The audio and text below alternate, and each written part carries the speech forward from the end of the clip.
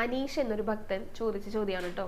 നാലമ്പലത്തിനകത്ത് ഗണപതി ഇരിക്കുന്നതിന് എതിർവശത്തായിട്ട് ഒരു സരസ്വതിയുടെ ഫോട്ടോ ഉണ്ട്, സരസ്വതി ദേവിയുടെ. അതെന്താണെന്നാണ് ചോദിച്ചിരിക്കുന്നത്. ഒപ്പം തന്നെ അനീഷ് പറഞ്ഞിട്ടുണ്ട്, ഞാനൊരു ദേവി ഭക്തനാണ്, സ്വയം ഒരു ഭക്തൻ എന്ന് പറയാനായിട്ട് സാധിക്കുമോ എന്ന് അറിയില്ല എന്നും കൂടെ അദ്ദേഹം പറഞ്ഞിട്ടുണ്ട് കേട്ടോ. അപ്പോൾ ആദ്യം നമുക്ക് സരസ്വതി ദേവിയെ കുറിച്ച് പറയാം. ഗണപതിക്ക് എതിർവശത്തായിട്ട് കാണുന്നതാണ് കേട്ടോ സരസ്വതി അറ.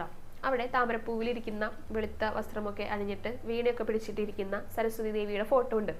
അതിനാണ് സരസ്വതി അറ എന്ന് പറയാം. മുൻപ് അവിടേക്കാണ് പുസ്തകം പൂജയ്ക്ക് വെക്കുന്നുണ്ടായിരുന്നത്. ഇപ്പൊ പക്ഷെ ഒരുപാട് കുട്ടികൾ പൂജയ്ക്ക് വെക്കാനൊക്കെ ആയിട്ട് വരുമ്പോൾ തിരക്കൊക്കെ ആയതുകൊണ്ടാണ് നാലമ്പലത്തിന് പുറത്ത് ആ കൂത്തമ്പലത്തില് പൂജയ്ക്ക് വെക്കുന്നത് കേട്ടോ. നാലമ്പലത്തിനകത്തുള്ളത് സരസ്വതി അറയാണ്. അവിടെ മുൻപ് ആ താമരപ്പൂവിലിരിക്കുന്ന വീണയൊക്കെ പിടിച്ചിരിക്കുന്ന ഒരു ചിത്രം ഇപ്പൊ അതൊരു പുതിയൊരു മ്യൂറൽ പെയിന്റ് വെച്ചിട്ടുണ്ട് കേട്ടോ. ഇപ്രാവശ്യത്തെ പുസ്തക പൂജ കഴിഞ്ഞതിന് ശേഷമാണ് ഒരു മ്യൂറൽ പെയിന്റ് നമുക്ക് അവിടെ കാണാനായിട്ട് സാധിക്കുക. അപ്പൊ അത് സരസ്വതി ദേവിയാണ്. ഗണപതിയെ തൊഴുതിട്ട് തിരിഞ്ഞിട്ട് നമുക്ക് സരസ്വതി ദേവിയെയും തൊഴാനായിട്ട് സാധിക്കും കേട്ടോ. പിന്നെ അദ്ദേഹം പറഞ്ഞതുപോലെ നമ്മൾ ഭക്തൻ എന്ന് ഒരിക്കലും പറയാൻ പാടില്ല എന്നാ പറയാം. കാരണം നമ്മൾ ഭക്തനാണോ എന്ന് തീരുമാനിക്കേണ്ടത് ഭഗവാനാണ്.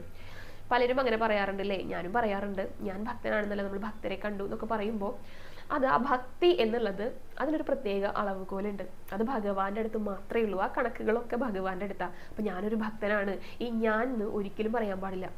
അഹങ്കാരമാണ് ഈ ഞാൻ എന്ന് പറഞ്ഞാല്.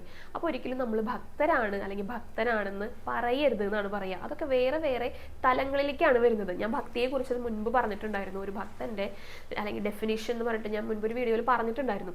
അപ്പൊ അതെല്ലാം ഭഗവാന്റെ കയ്യിലിരിക്കുന്ന കാര്യങ്ങളാണ്. നമുക്ക് വേണമെങ്കിൽ നമുക്ക് ഭഗവാന്റെ ഒരു ആരാധകൻ അല്ലെങ്കിൽ ഒരു ഉപാസകൻ എന്നൊക്കെ പറയും. ദേവിയെ ഉപാസിക്കുന്നവരുണ്ടായിരിക്കും, മഹാദേവനെ ഉപാസിക്കുന്നവരുണ്ടായിരിക്കും. അങ്ങനെയുള്ള ഉപാസകൻ അല്ലെങ്കിൽ ആരാധകൻ എന്നൊക്കെ നമുക്ക് പറയാം കേട്ടോ. ഒരിക്കലും ഭക്തൻ എന്ന് പറയരുതെന്നാണ് പറയുക. കാരണം ഭക്തനാണോ എന്ന് തീരുമാനിക്കുന്നത് ഭഗവാനാണ്. അതിൻ്റെ എല്ലാം അളവുകോല് ഭഗവാന്റെ അടുത്താണ് ഉള്ളത് കേട്ടോ.